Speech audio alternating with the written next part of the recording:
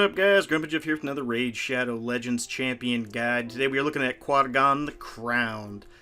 Quite an interesting champion. Really exciting. One of the new guys.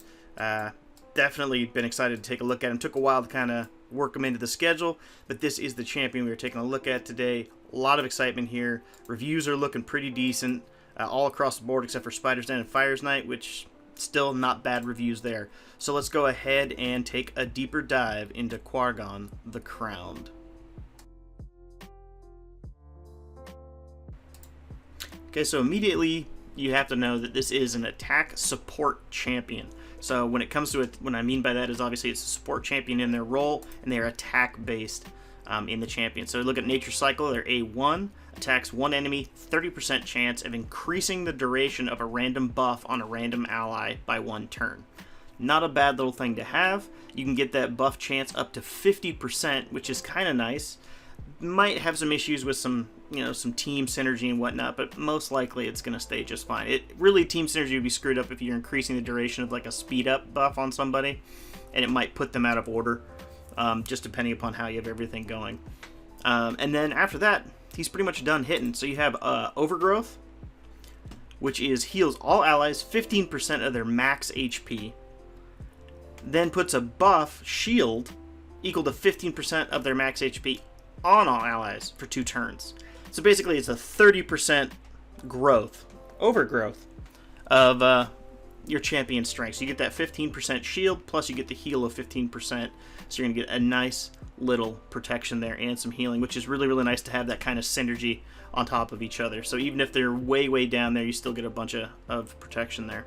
And then you have Atonement at the end here, which is a really cool skill in my mind, because it places a perfect veil and an increased attack buff on 2 turns on all the allies whose attack is higher than their defense. So all your attack and damage dealers basically you have out there who have that high attack, they're going to be put in the perfect veil, and then they're going to get an increased attack, so they're ready to hit harder for 2 turns. So they're going to be hiding from all the other enemies' attacks, and then they're going to be doing more damage.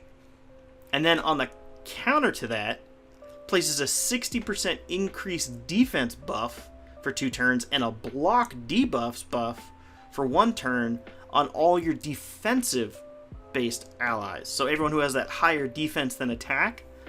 So basically the people you would want to take hits are now going to be the ones still visible, but they're going to be buffed. So their strongest stat, he's basically buffing the strongest stat of the champion, which is really cool. You can book it down to a 4-turn cooldown, which is it's alright. I mean, I'd really like to see it to be a 3, but I think if it was a 3 it might be a little OP. But that's a really cool tactic there. Really cool move. Definitely going to help out a lot of teams. Going to add a lot of power to a lot of teams if used properly. Going to get you through a whole bunch of different stuff. As you can see, we haven't booked any of these here. It doesn't look too bad book-wise. We got 2 there. Okay, we got another 5. Another 5, so 12. I mean, the current stream of epics, 12 is actually low. I know it doesn't seem that way, but that is the case.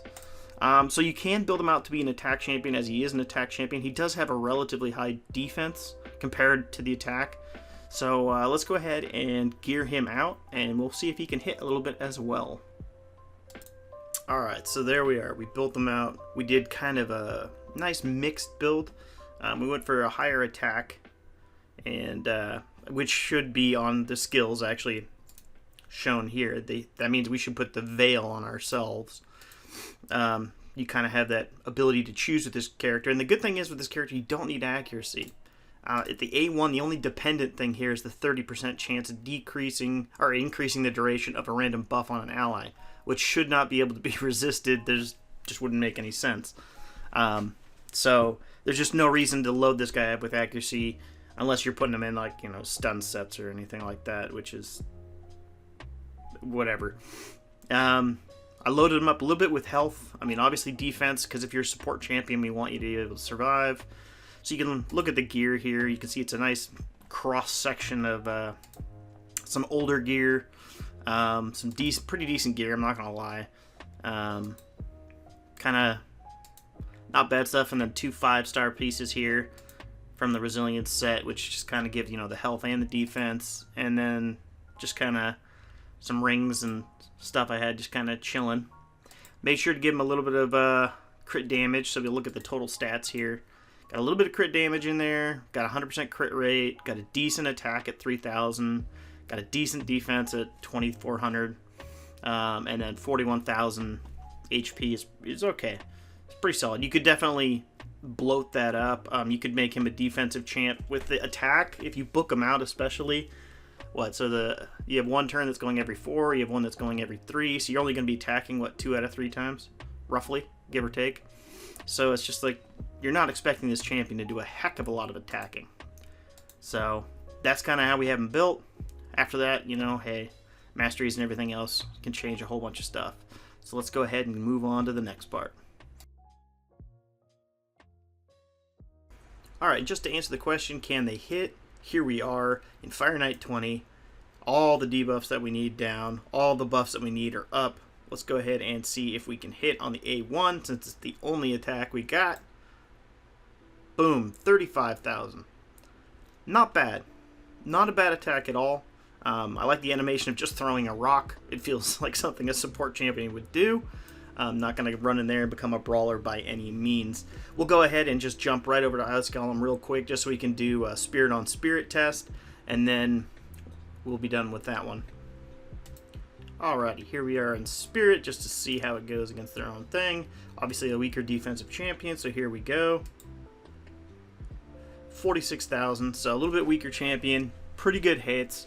Again, you're not really looking at this champion to be your hitter. That's not what they're designed for, which actually makes their affinity a lot less important. I mean, yeah, they're going to get hit harder, right? So there you go with the Veil.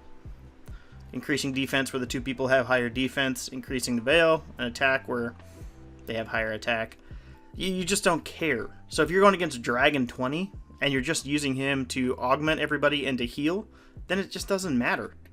It's not going to matter that it's a Spirit Affinity. Yeah, he'll become a target, but you just build them that way. You just build them high defense.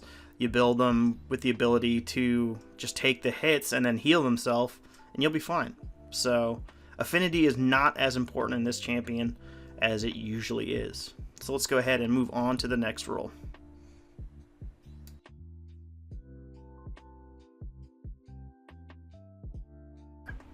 Well, in my opinion, there is no better place to see if we have utility in Quargan the Crowned than in the wrong affinity. And we were talking earlier about Dragon 20, and it's the perfect place to kind of give him the test to see how much utility he really is going to have in one of these dungeon battles. I mean, obviously you want him to keep your attackers alive, you want him to keep his defenders up and ready, so that's kind of how we're just going to use him. So it looks like the one person has the higher defense is side of the Drakes, and gives her that defensive buff. Relentless Gear kind of makes it a little bit rough for her. But the good news is you can't target any of my weak champions that are under the Veil. Especially like my Royal Guard, who's super weak, they can become glass cannons. It's going to give them that little extra layer of protection. Now, if you had the Masteries that possibly extend the buffs, you're going to get a little more value out of that. If you book them up, you're obviously going to be able to cycle that a little bit harder, but we'll talk about that later. For now, we're just really seeing how much value is he lending to the team. So there's some shield up. Doing a pretty good job. I mean, the team in and of itself is good enough to destroy pretty much everything that comes at them. But just the idea that they're hidden, it to me is kind of reassuring for my massive damage dealers. Obviously AoE hits are still going to land, but like the Hordens here on this particular level, man, they can just go ham on your guys. Like they can knock you down and put guys out real quick, which is something that protects against. Now they're going to have to target only the champions they can see, which means if you tuned it perfectly, if you needed to for whatever reason, you could make it so they're never ever going to be able to see your attack champions, which could be a very, very solid strategy. Plus, I could put in, like Caden, someone like that who's a defense reviver. He would be a good champion in here. Obviously, you can put your Norog and a bunch of other defensive champions who he's just going to augment with the, block debuffs, and he's also going to put that defensive buff up, so it's going to help them out in the long run. And here you go again. He hides everybody from it, gives them that boost in the attack, gives them boost in defense.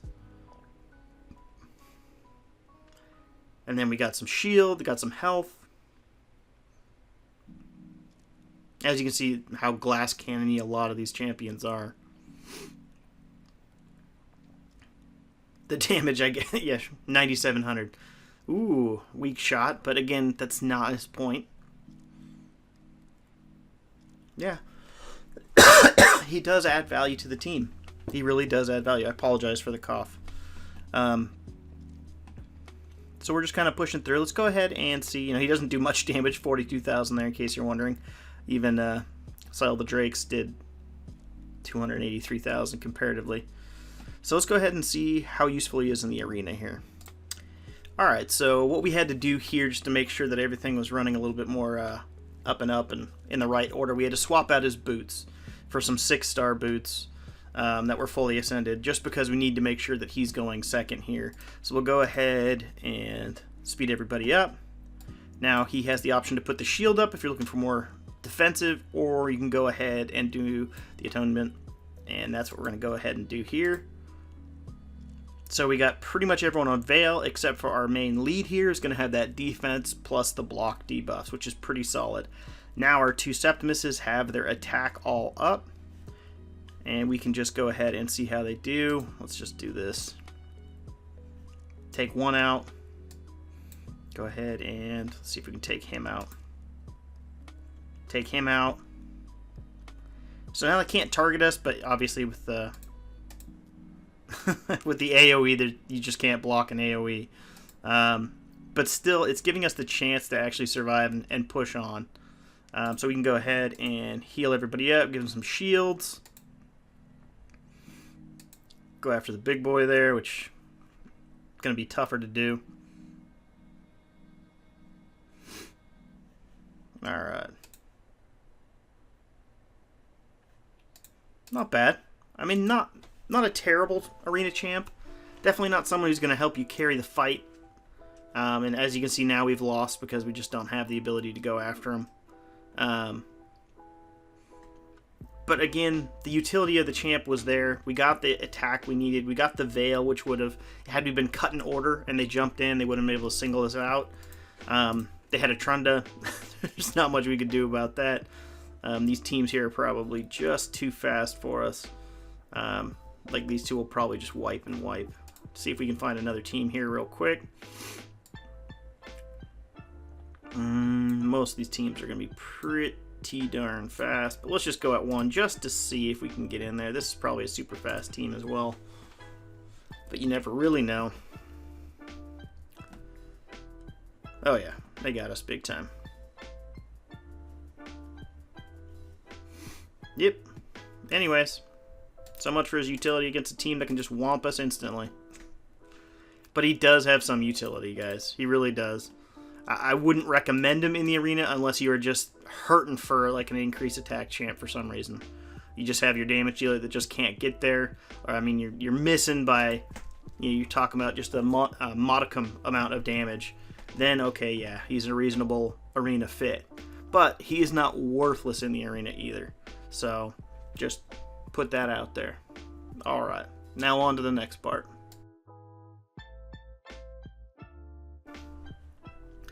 Okay, so he's back in his boots.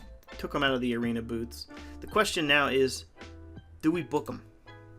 And that is one of those ones where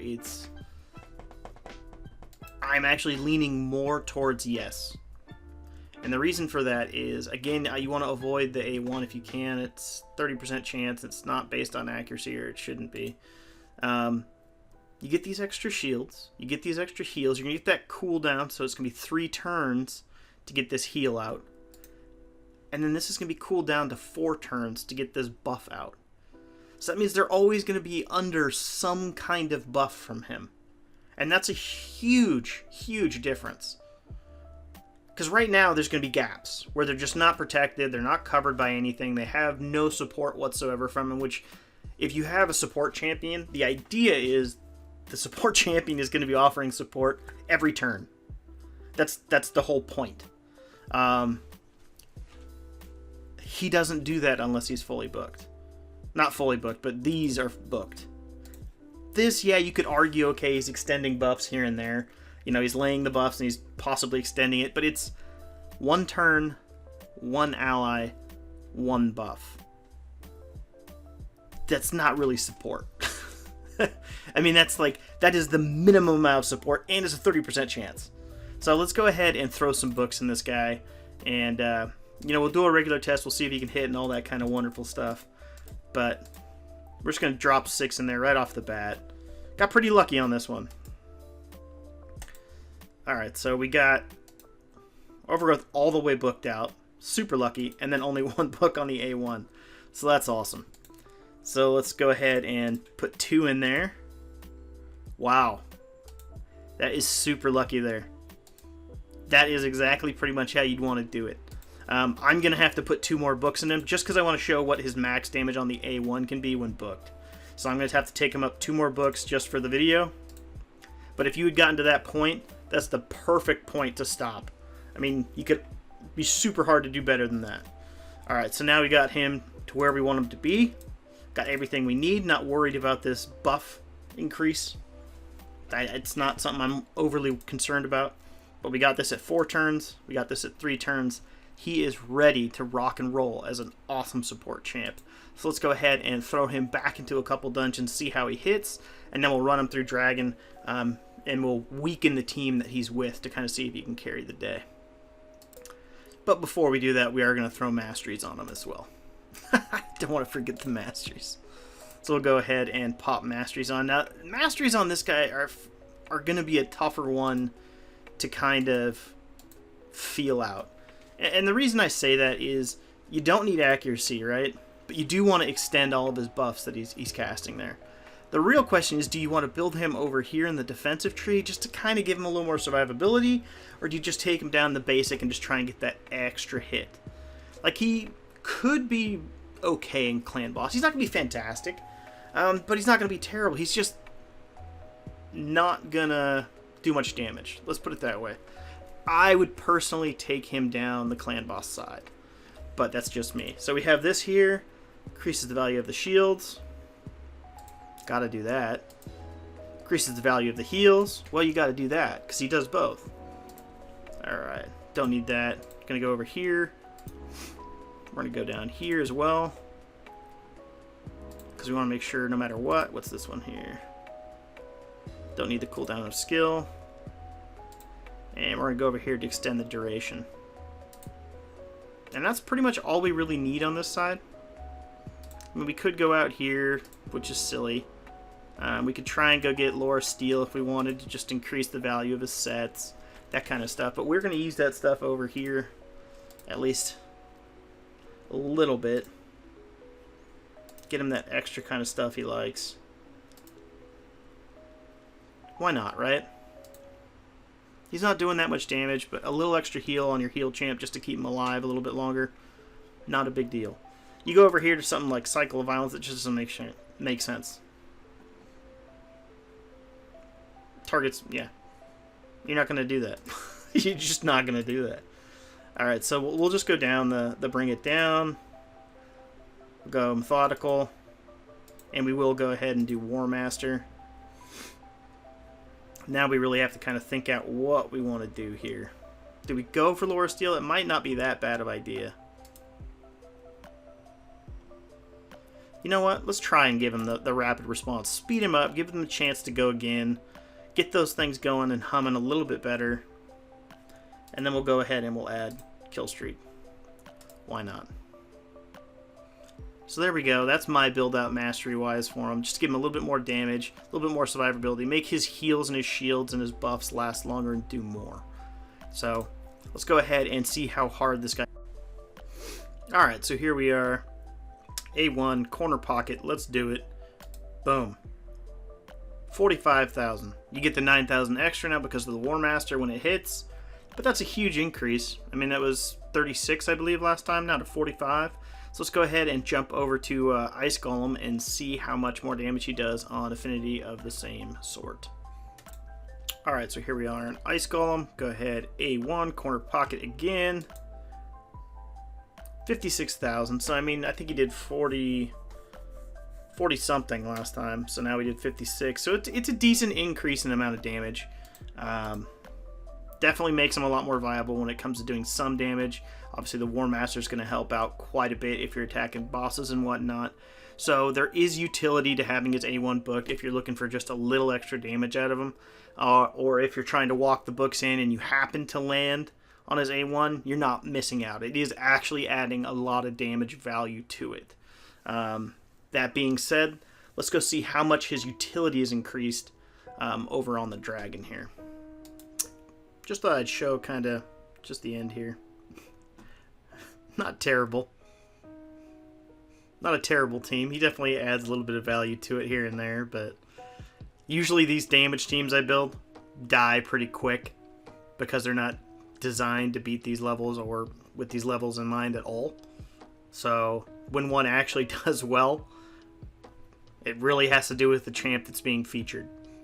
So now obviously Lydia has helped out with bringing him back that one time he died, but has value.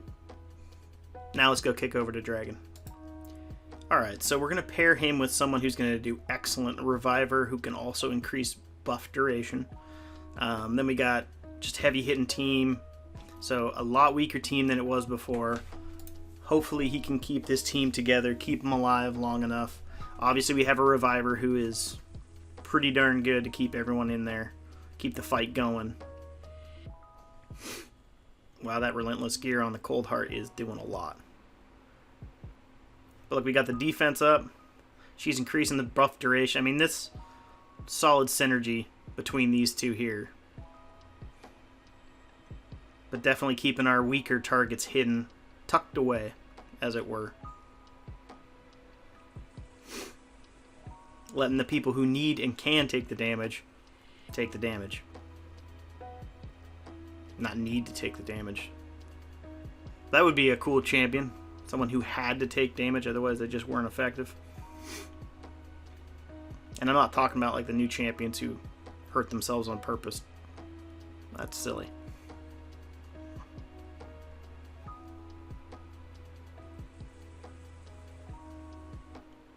Yeah, that shield's pretty solid.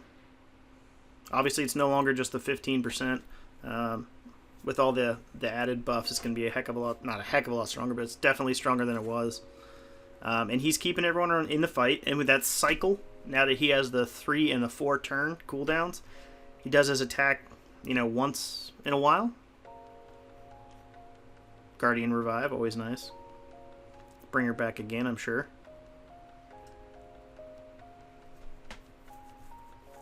Keep everybody hidden, which is kind of stupid, but that's not his fault. Just the build's fault. Yeah, goodbye, Coldheart. Welcome back. Say goodbye. He's taking some hits for the team, which is great. Yeah, he got the increased buff duration on that one there. That was pretty cool.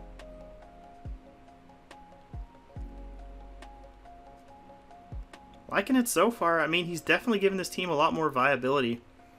Not that the team's a slouch team by any means, but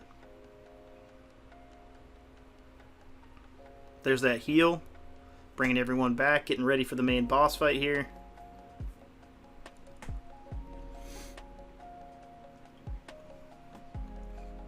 And we can just go right into the main dragon fight. You're going to see just the utility just constantly soar here.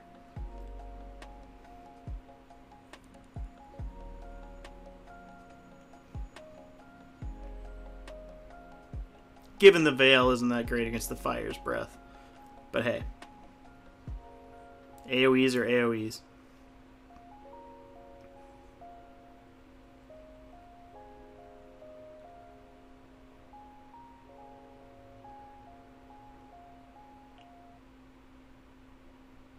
Yeah. makes a lesser team viable. No epics, or sorry, all epics almost. No legendaries. One void epic, which is probably what everyone's going to say. Cold Heart. Probably could have swapped her out. I could have done a double Royal Guard and would have been pretty much the same thing there. Good Poisoner. But yeah, a heck of a lot more damage than he used to do. The last one did 41,000, I want to say, so 154,000. Still nothing by any means when it comes to like doing the damage here. But a lot more utility out of the books and the Masteries. You're getting those extended buffs. You're getting the more rapid turnaround on those times. I mean, you're just getting a ton of value out of them. Definitely, in my mind, worth booking. Again, you don't have to necessarily book the A1, but if for some reason you want to get that buff percentage up to 50% on the A1, or you're using them in like, a counterattack team or an ally attack team where you can get more of those random buffs, then okay. If you have the books and you're willing to put them in there, okay, but I wouldn't recommend overall. Anyways, that has been Quargan the Crowned. I hope you like this champion. If you have him, I hope this video is helpful. Leave a comment below if you actually use this champion day to day and where you like to use him the most. Anyways, thank you so much for watching. Hit a thumbs up if you like the material. Subscribe. Hit the bell notification. I do appreciate each and every one of you for subscribing, and it always makes me feel good when I see that subscriber count go up. You have yourself a wonderful day. I appreciate you.